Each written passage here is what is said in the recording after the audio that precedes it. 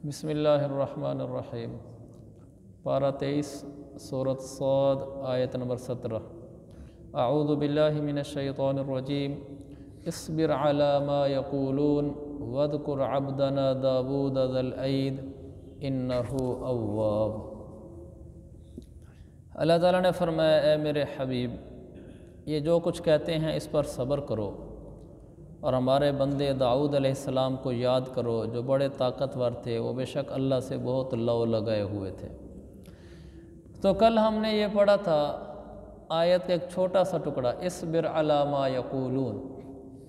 हमारा पूरा दर्स इसी पर था। ये तो मुझे याद आया, मैं मदरसे में ऐसे ही तफसीर का सबक पढ़ा रहा था तो उसमें यही आयत आ गई थी। अब पता नहीं इसी जगह पर थी या किसी और जगह पर थी, लेकिन यही थी कि सब्र करो। तो उस दिन मैंने सबक रोक दिया था। मैंने कहा आज आगे सबक नहीं पढ़ते, बस यही एक जुमला ही आज हमारा सबक है। आज सारा दिन अपने दिल को इस पे तैयार करना है कि मैंने सब्र करना है, बाकी सबक कल पढ़ लेंगे। हज़रत उमर बिन ख़त्ताब रज़ी अल्लाह अन्हु ने सूरह बकरा कई सालों में पढ़ी। सूरह बकरा कई सालों में पढ़ी। सहाबा का ये मिजाज था, जो पढ़ते थे उस पर अमल करते थे, फिर आगे पढ़ते थे, फिर अमल करते थे, फिर आगे पढ़ते थे। आजकल मिजाज ये है कि बस ठका ठक ज़्यादा पढ़ दो, अमल रह गया साइड पर। असल अमल है। तो कल हमने सिर्फ इतना ही पढ़ा था, इस्बिर अला मा यक़ूलून। अगर तो मेरी और आपकी ज़िंदगी में आ गया फिर तो काम ठिकाने लग गया भाई। और अगर मैं भी मुंह फट निकला और आप भी निकले बेसब्र निकले, अदम बर्दाश्त का शिकार हो गए, तो फिर क्या फ़ायदा मेरे आने का और आपके तशरीफ़ लाने का। तो दुनिया ऐसी है, रवैये लोगों के ऐसे होते हैं कि जिस पर सब्र की ज़रूरत होती है तो हमने सब्र करना है। अल्लाह आफ़ियत की ज़िंदगी दे। आगे है वज़कुर अब्दना दाऊद ज़ल ऐद। हमारे बंदे दाऊद अलैहिस्सलाम को याद करो जो बड़े ताकतवर थे। अल्लाह ताला ने अपने नबी को फरमाया कि हमारे बंदे दाऊद को भी याद करो, बड़े ताकतवर थे। तो उनकी दो सिफ़तें बयान की हैं दाऊद अलैहिस्सलाम की। एक ये कि वो बड़े ताकतवर थे, एक ये है कि अव्वाब, वो अव्वाब थे, जिसकी तशरीह मैं अर्ज़ करता हूँ। यहाँ अल्लाह ने दाऊद अलैहिस्सलाम की दो सिफ़तें बयान की, दो खूबियाँ बयान की। एक ताकतवर होना, दूसरा अव्वाब होना। ताकतवर होना भी खूबी है। ये नहीं है कि ताकतवर होना कोई दुनिया की चीज़ है। असल तो ये कि ईमान मजबूत होना चाहिए, इसमें कोई शक नहीं कि ईमान मजबूत होना चाहिए, लेकिन बदन भी मजबूत होना चाहिए। सेहतमंद ताकतवर होना चाहिए आदमी को। मैं आपको हदीस सुनाऊँ। अल्लाह के नबी अलैहिस्सलाम ने फरमाया, मुस्लिम के हदीस है, अल मुअमिनुल क़विय्यु खैरुन व अहब्बु इलल्लाहि मिनल मुअमिनिद दईफ़। ताकतवर मोमिन कमज़ोर मोमिन से अल्लाह को कहीं ज़्यादा पसंद है। ताकतवर मोमिन कमज़ोर मोमिन से अल्लाह को कहीं ज़्यादा पसंद है और अल्लाह के नज़दीक कहीं ज़्यादा बेहतर है। तो सिर्फ यही नहीं है कि हम आमाल की तरफ तवज्जो रखें और बदन की तरफ तवज्जो ना रखें। अल्लाह के नबी का दीन कामिल मुकम्मल है, बदन और रूह दोनों को साथ चलाया गया है। बदन भी सेहतमंद हो, रूह भी सेहतमंद हो। तो रूह के बारे में तुम सारे जानते हैं कि गुनाहों से बचने से रूह सेहतमंद होती है, आमाल करने से रूह सेहतमंद होती है। बदन भी जिन चीज़ों से सेहतमंद होता है उनका भी ख्याल रखना चाहिए। और इस मौजू को मैं पहले कई दफ़ा अर्ज़ कर चुका हूँ, खाने पीने में एहतियात करनी चाहिए ताकि हमारा बदन ताकतवर हो। जब हम कोई ताकत वाली चीज़ खाएं ना, तो उसमें ये नियत कर लिया करें कि ये मैंने ताकतवर चीज़ इसलिए खाई है ताकि मैं अल्लाह का महबूब बन जाऊँ। कैसी अजीब बात है। ये मैंने ताकतवर चीज़ इसलिए खाई है, मैंने गोश्त इसलिए लिया है, फ्रूट इसलिए लिया है, दूध इसलिए पी रहा हूँ ताकि अल्लाह का महबूब बन जाऊँ। जैसे हम नफलें पढ़ते हैं वे अल्लाह के महबूब बन जाए, ऐसे ही खुराक में भी ये जहन रखना है, नीयत रखनी है, बाकायदा इबादत है कि मैं अल्लाह का महबूब बन जाऊँ। क्योंकि हदीस में आ गया ना कि ताकत वाला मोमिन वो कमज़ोर मोमिन से ज़्यादा महबूब है अल्लाह को। एक तो ये नीयत हो मैं अल्लाह का महबूब बन जाऊँ, और दूसरा ये हो कि मैं इस ताकत के ज़रिए से अल्लाह की इबादत में आगे बढ़ूँगा। यानी मैं अपने इस बदन को, अपनी इस क़ुव्वत को इबादत में लगाऊँगा, इसलिए मैंने ताकत वाली चीज़ इस्तेमाल की है। उन ताकत वाली चीज़ों में मोटा सा उसूल है, جو اللہ کی بنائی ہوئی چیزیں ہیں وہ ساری صحت مند ہیں، جو لوگوں کی بنائی ہوئی چیزیں ہیں وہ ساری صحت مندی کے خلاف ہیں۔ بس بالکل آسان سا ٹوٹکا ہے۔ جو اللہ نے بنایا اس میں صحت ہے، دودھ ہے، گوشت ہے، فروٹ ہیں، گندم ہے، پانی ہے، جو چیزیں بھی اللہ نے بنائی ہیں ان میں صحت ہے۔ جو چیزیں انسانوں نے بنائی ہیں ان میں صحت نہیں ہے۔ بسکٹ سے شروع ہو جائیں، بسکٹ ہیں، ٹافیاں ہیں، پھر اوپر اٹھنا تھوڑا تھوڑا شروع ہو جائیں، پھر بازار کے سموسے پکوڑے ہیں، پھر بیکری کے آئٹم ہیں، پھر یہ برگر ہیں، پھر یہ سینڈوچ ہیں، پھر یہ فاسٹ فوڈ کے آئٹم ہیں، پھر یہ پیزے ہیں، پھر شوارمے ہیں، ایسے چلتے چلے جائیں۔ جتنی چیزیں انسان بناتے ہیں ان میں صحت نہیں ہوتی، حتیٰ کہ نیسلے کے جوس میں بھی صحت نہیں ہوتی۔ بہت معمولی سی اس میں کیلوریز ہوتی ہیں، ورنہ ایسی طاقت اس میں نہیں ہوتی کہ آپ سمجھیں کہ میں جوس پی رہا ہوں، یہ ریڈ گریپس ہے تو میرے اندر سرخ انگور ہی اتر گئے ہیں، ایسا نہیں ہوتا۔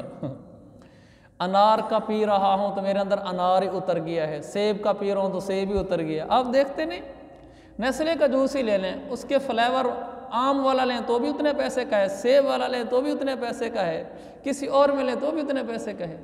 یہ کیسے ہو سکتا ہے؟ سیب کا ریٹ اور ہوتا ہے، آم کا ریٹ اور ہوتا ہے، انگوروں کا ریٹ اور ہوتا ہے۔ ان کے جوس جو فریش جوس ہیں یہ بازار میں ایک ریٹ پہ نہیں ملتے۔ انار کا جوس اور آپ کو آم کا جوس اور سیب کا جوس ایک ریٹ پہ ملے گا؟ نہیں ہو سکتا۔ یہ فلیور ڈالے ہوتے ہیں، کیلوریز کے لیے بھی کچھ ڈالا ہوتا ہے انہوں نے، لیکن اتنا نہیں ہوتا۔ تو ان کو ہم صحت نہ سمجھا کریں۔ ہاں یہ ٹھیک ہے کہ ملٹی نیشنل کمپنیوں کی چیزیں ہماری لوکل کمپنیوں کی چیزیں سے کئی درجے اچھی ہوتی ہیں، اس کا فرق ضرور پڑتا ہے۔ جو کمپنیاں ملٹی نیشنل ہیں ان میں پھر بھی کچھ نہ کچھ ہوتا ہے، جو ہماری لوکل کمپنیاں ہیں ان میں تو کچھ بھی نہیں ہوتا۔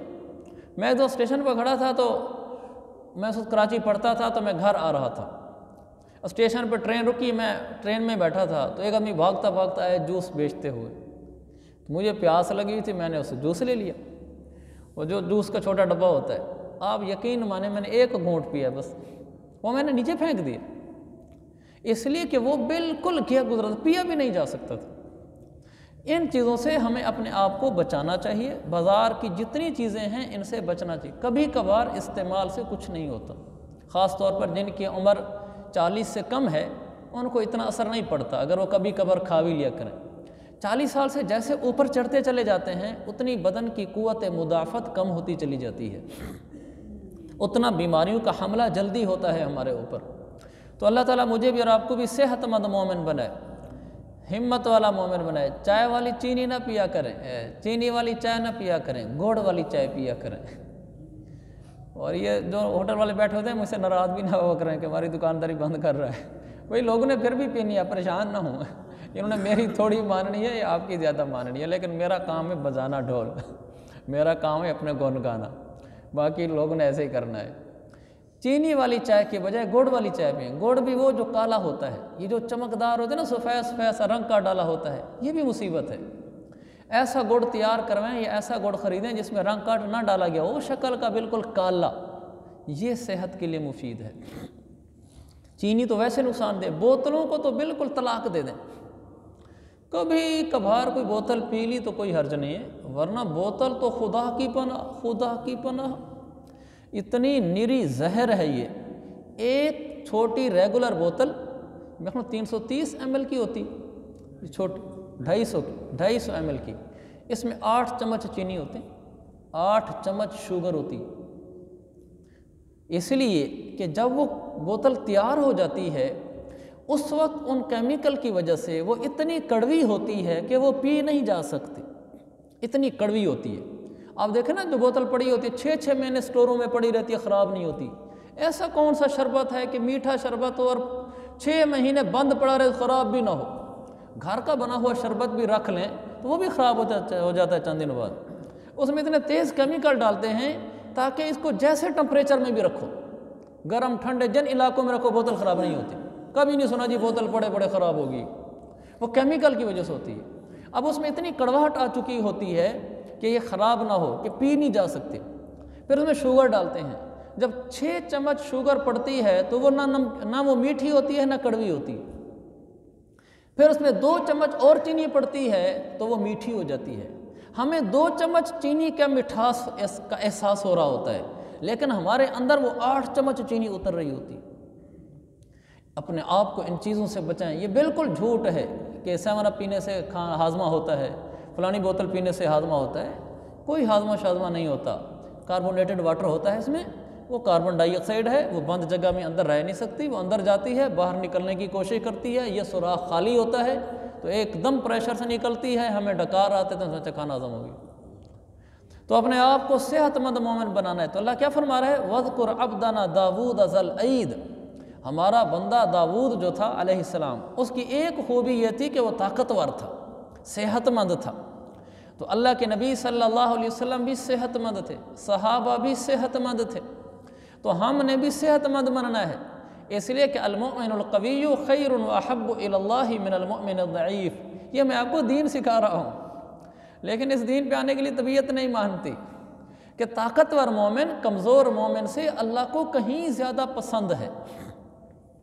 اپنی صحتوں کا خیال رکھنا۔ یہ گیزر کا زمانہ چل رہا ہے، تیز گرم پانی میں نہ نہائیں، نارمل پانی میں نہائیں، ایسا تیز گرم کہ چھس آ جائے، یہ نقصان دہ، یہ ہماری قوت مدافعت کو کمزور کر دیتا ہے۔ ایسے ہی ہیٹر کے استعمال سے بچیں۔ یہ جو گیس والا ہیٹر ہے یہ آکسیجن کھینچتا ہے۔ دیکھو وہ کس چیز میں آگ لگ رہی ہے، آگ تو ہوا میں لگتی ہے، بند کیبن میں آگ نہیں جلتی، یہ تو مشہور سائنس کی بات ہے۔ آگ کو آکسیجن چاہیے، آکسیجن کے بغیر آگ جل ہی نہیں سکتی۔ وہ جو ہم کمرہ بالکل ایئر ٹائٹ کر دیتے ہیں، کمرہ بالکل بند کر دیا، اندر ہم نے ہیٹر چلا دیا، ہمارے کمرے میں جتنی آکسیجن کھڑی ہوتی ہے وہ اس کو کھینچتا ہے، اسی سے تو آگ جلا رہا ہوتا ہے۔ پھر وہ ہوتا کیا ہے کہ آکسیجن کم ہوتی جاتی ہے، کم ہوتی جاتی ہے، کم ہوتی جاتی ہے۔ جب آکسیجن کم ہوتی جاتی ہے زیادہ، اور ہمارے پھیپھڑوں کو آکسیجن کی ضرورت ہے، یہ آکسیجن لیتے ہیں تو یہ ہلتے ہیں، حرکت کرتے ہیں اور ہم سانس لیتے ہیں۔ جب باہر کمرے کے اندر آکسیجن کم ہو جاتی ہے، ہمارے پھیپھڑوں پہ زور پڑتا ہے۔ جب مسلسل 4 مہینے 3 مہینے پھیپھڑے متاثر ہوتے ہیں، 3 مہینے 4 مہینے پھیپھڑے زور لگاتے رہے آکسیجن کو کھینچنے کے لیے، کمرے میں آکسیجن ہی نہیں تھی، ساری ہیٹر ہی کھا گیا، تو پھر پھیپھڑے متاثر ہو جاتے ہیں۔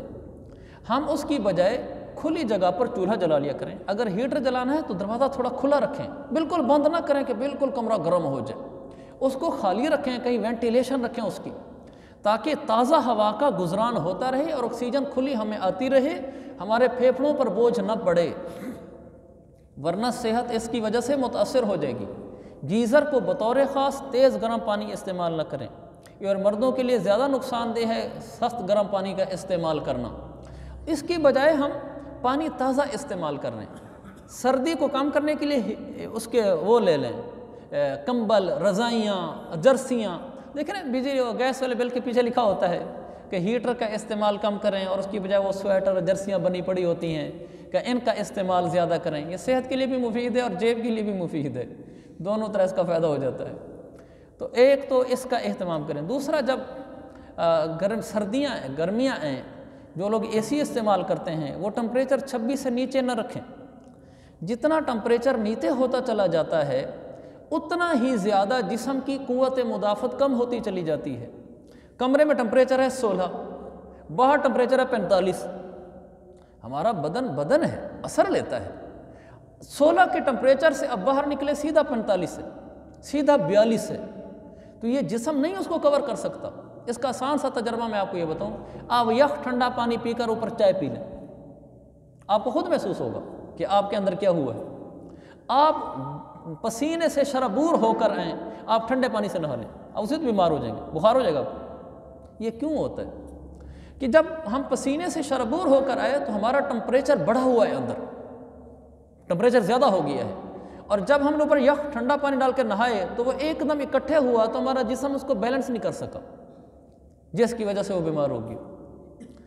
تو ہم 16 کے ٹمپریچر سے جب 45 کے ٹمپریچر میں آتے ہیں تو ہمارا جسم اس کو کور نہیں کر سکتا، وہ ان بیلنس ہو جاتا ہے۔ ٹمپریچر 26 تک رکھیں، 24 تک رکھ لیں، تاکہ ہم گرم علاقوں کے لوگ ہیں، ہمارا باہر کا ٹمپریچر 40 کو کراس کر رہا ہوتا ہے اور کبھی تو 48 تک چلا جاتا ہے، پھر ہمارا بدن اس کو برابر سنبھال نہیں رہا ہوتا۔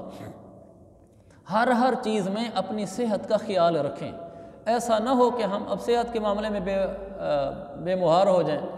اسی طرح سردیاں ہیں، ناک کو سنبھالیں، کان کو سنبھالیں، پاؤں کو سنبھالیں۔ پاؤں کی سردی سیدھی دماغ تک جاتی ہے، پاؤں کی گرمی سیدھی دماغ تک جاتی ہے۔ اللہ نے پاؤں میں یہ تاثیر رکھی ہے کہ تلوے کو لگنے والی چیز دماغ تک ڈائریکٹ پہنچتی ہے۔ اسی لیے جو ابو لہب کے بارے میں آتا ہے کہ ان کو جو آخرت میں عذاب ہوگا، ابو طالب کو جو آخرت میں عذاب ہوگا، ان کو سب سے ہلکا عذاب ابو طالب کو ہوگا، اس لیے کہ انہوں نے حضور صلی اللہ علیہ وسلم کا ساتھ دیا تھا۔ بخاری کی حدیث ہے، اللہ کے نبی صلی اللہ علیہ وسلم سے کسی صحابی نے پوچھا، یا رسول اللہ، ابو طالب نے آپ کی بہت خدمت کی ہے، تو آپ اس کے کیا کام آئیں گے، کیونکہ اس کا کفر پہ انتقال ہوا ہے۔ تو آپ نے فرمایا، انہ فی ضحضاح من النار، اور ایک روایت میں آتا ہے کہ آپ نے فرمایا اس کو جوتے پہنائے جائیں گے آگ کے، جس سے یغلی منہما دماغہ، جوتے یہاں پہنائے جائیں گے، کھولے کا دماغ، یہ ڈائریکٹ اثر کرتا ہے۔ حضرت تھانوی پاؤں کے نیچے بادام، کشتے، اس طرح کی کچھ چیزیں بنوا کر نرم ٹائپ اور پانی کی ٹائپ، یعنی اس میں جیسے شربت ٹائپ ہوتا ہے، اس میں پاؤں رکھ کر بیٹھ کر تصنیفات کرتے تھے کہ پاؤں میں جو اثر آ رہا ہے وہ سیدھا دماغ پہ پہنچ رہا ہے، کیونکہ دماغی قوت صرف ہو رہی ہوتی تھی۔ تو ہم اپنے آپ کو، پاؤں کو بچائیں، اور آنکھوں کا نام ہے، کانوں کو بچائیں اور ناک کو بچائیں۔ ان راستوں سے سردی زیادہ اٹیک کرتی ہے، ان کو بچائیں گے تو سردی محفوظ رہے گی۔ بعض آدمی فیشن کے چکر میں سردی سے کانپ رہا ہوتا ہے، لیکن کان نہیں سنبھالتا، ناک نہیں سنبھالتا، تو وہ بیچارہ سردی کا شکار ہو جاتا ہے۔ سخت سردی لگ رہی ہو، کان اور ناک اور پاؤں کا خصوصی خیال کریں، یہاں سے سردی اندر نہ جائے۔ یہ میرے عزیز بھائیو ہمارا دین ہے، ہمارا دین ہے، ہمارا دین ہے۔ ہم نے اپنی صحتوں کا خیال رکھنا ہے، کھانے پینے میں خیال رکھنا ہے، کیا کھانا ہے کیا نہیں کھانا۔ ساری باتوں کی ایک بات، کبھی پیٹ بھر کر نہیں کھانا، کبھی پیٹ بھر کے نہیں کھانا، کبھی پیٹ بھر کے نہیں کھانا۔ حکیم آیا مدینہ منورہ میں، غالباً جالینوس تھا، اور وہ 6 مہینے وہاں رہا، کوئی مریض اس کے پاس نہیں آیا۔ اس نے لوگوں سے پوچھا کہ یہ لوگ کیا کھاتے ہیں، تو انہوں نے روٹین کی خوراک بتائی جو کھاتے ہیں۔ اس نے کہا اور اس کے ساتھ کوئی، یہ کب کھاتے ہیں؟ انہوں نے کہا یہ 2 وقت کھاتے ہیں۔ اس نے کہا کیسا کھاتے ہیں؟ کہ پیٹ بھر کر نہیں کھاتے۔ اس نے دکان بند کر دی، وہ واپس چلا گیا۔ نفت العرب میں لکھا ہے، کوئی سنی سنائی بات نہیں ہے۔ دکان بند کر دی، واپس چلا گیا۔ اس نے کہا یہ قوم کبھی بیمار نہیں ہو سکتی، مجھے ضرورت نہیں ہے کلینے کھولنے کی اور دکان کھولنے کی۔ جو آدمی پیٹ کو خالی رکھ کر اٹھتا ہے وہ بیمار نہیں ہو سکتا۔ المعدۃ بیت الادواء بیت الامراض، ہماری ساری بیماریوں کی جڑ ہمارا معدہ ہے، اس معدے سے بیماریاں اٹھتی ہیں۔ اگر معدہ ہمارے کنٹرول میں ہے پھر پورا بدن کنٹرول میں ہے۔ تقدیر کا تو کوئی انکار نہیں ہے، مقدر کی لکھی ہوئی بیماری تو آئے گی، لیکن اللہ نے دنیا کو اسباب کے ساتھ جوڑا ہے۔ اگر معدہ ہمارا کنٹرول میں ہے تو پھر ہمارا جسم ہمارے کنٹرول میں ہے۔ جب معدہ کنٹرول سے باہر ہو جاتا ہے پھر جسم بھی کنٹرول سے باہر ہو جاتا ہے۔ معدے پر کبھی بوجھ نہ ڈالیں، کبھی بوجھ نہ ڈالیں، ایسا نہ ہو کہ بالکل تن کے کھا لیں، اس سے بڑی کوئی نقصان دہ چیز نہیں ہے۔ آپ بازار کا تلا ہوا پراٹھا بھی کھا لینا، عمر 40 سال سے کم ہو لیکن پیٹ بھر کے نہ کھائیں، آپ کا بدن اس کو کور کر جائے گا، اگرچہ بہت نقصان دہ چیز ہے لیکن کور کر جائے گا۔ اور اگر آپ نے گھر کا بنا ہوا پراٹھا بھی پیٹ بھر کے کھا لیا تو آپ کا بدن اس کو نہیں کور کر سکے گا۔ بھرے ہوئے پیٹ کے آگے معدہ ہاتھ جوڑ دیتا ہے، بھرے ہوئے پیٹ کے آگے۔ اس کی سائنسی ایسی وجہ یہ ہوتی ہے کہ ہمارا جو معدہ ہے، جب ہماری خوراک، معدہ ایک چھوٹا سے برتن نما چیز ہے، جب خوراک اس کے اندر جاتی ہے نا تو اس کی دیواروں سے تیزاب چھوڑتا ہے، اس کو انزائم بولتے ہیں، وہ تیزاب چھوڑتا ہے، وہ تیزاب آ کر نا ہمارے کھانے کو توڑتا ہے اور گھماتا ہے۔ کھانا اندر جب گھومتا ہے اور وہ تیزاب اس پر ٹکرا رہا ہوتا ہے تو وہ ٹکڑے ٹکڑے ہوتا ہے، تو وہ ایسے چکی کی طرح گھوم رہا ہوتا ہے، ٹکڑے ہو رہا ہوتا ہے، ٹکڑے ہو رہا ہوتا ہے، تو وہ پھر ایسے ایسے ٹکڑا ہو کر بالکل پتلا ہو جاتا ہے۔ پھر اس کے بعد وہ جسم کے مختلف اعضاء میں جاتا ہے، رگوں میں جاتا ہے، آگے جاتا ہے، اس سے پھر ہمارے بدن کو قوت ملتی ہے۔ جب ہم معدے کو بھر دیتے ہیں تو اس میں نا گھومنے کی صلاحیت نہیں رہتی۔ معدہ ایک برتن وہ ایسے ٹائٹ بھرا پڑا ہے، اوپر سے وہ انزائم چھوڑتا ہے، معدہ ٹکراتا ہے، وہ گھومنے کی جگہ ہی نہیں ہے، تو وہ پھر وہیں پڑا رہتا ہے، پڑا رہتا ہے، پڑا رہتا ہے، پڑے پڑے پھر وہ تعفن کا شکار ہو جاتا ہے، ہمیں ڈکاریں آتی ہیں، بدبودار ڈکاریں آتی ہیں، تو پھر اس سے یہ ہوتا ہے کہ کھانا ہضم نہیں ہوتا، وقت گزرنے کے ساتھ ساتھ بوسیدہ ہو کر تعفن کا شکار ہو کر پھر آہستہ آہستہ وہ رول کے جاتا ہے، اس سے بدن کو طاقت نہیں ملتی۔ یہ غلط ذہن ہے کہ گوشت پکا ہوا تو ٹکا کے کھا لو طاقت آئے گی، پیٹ بھر کے کھا لو طاقت آئے گی، کم کھاؤ اس سے طاقت آئے گی۔ اللہ کے نبی نے ساری زندگی کبھی پیٹ بھر کے نہیں کھایا، کبھی نہیں کھایا۔ سنت کیا ہے کھانے کی؟ پیٹ کے 3 حصے کر لیں، ایک کھانے کے لیے، ایک پینے کے لیے، اور ایک ہوا کے لیے، کہ ہوا آئے جائے، گزران ہو، بھرا نہ کھڑا ہو، یہ سنت ہے۔ جو آدمی اس سنت پر چلے گا وہ بیمار نہیں ہوگا، کبھی بھی پیٹ بھر کے نہ کھائیں۔ ہاں ابھی چھوڑ دیں، 2-4 گھنٹے بعد پھر بھوک لگی ہے پھر کھا لیں، پھر بھوک لگی ہے پھر کھا لیں، لیکن پیٹ بھر کر کبھی نہ کھائیں۔ اللہ تعالیٰ مجھے بھی ان چیزوں کی توفیق دے، آپ کو بھی توفیق دے۔